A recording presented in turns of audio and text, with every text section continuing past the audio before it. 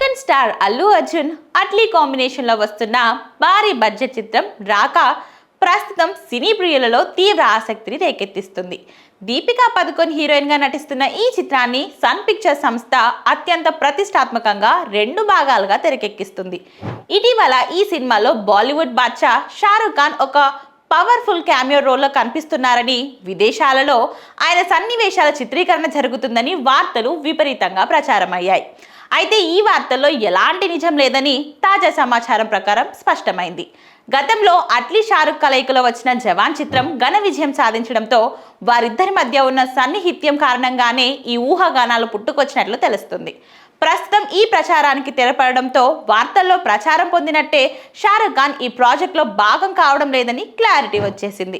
ఇక మరోవైపు ఈ సినిమా నెక్స్ట్ షూటింగ్ షెడ్యూల్ కోసం ప్రత్యేకంగా వేసిన భారీ సెట్స్లో రేపటి నుంచి చిత్రీకరణ తిరిగి ప్రారంభం కానుంది.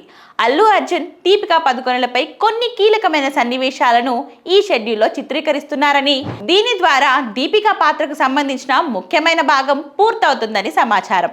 అలాగే ఈ చిత్రంలో రష్మిక మందన, మృణాల్ ఠాకూర్ కూడా ఇతర కీలక పాత్రల్లో నటిస్తున్నారని ప్రచారం జరుగుతుండగా మేకర్స్ నుంచి అధికారిక ప్రకటన రావాల్సి ఉంది.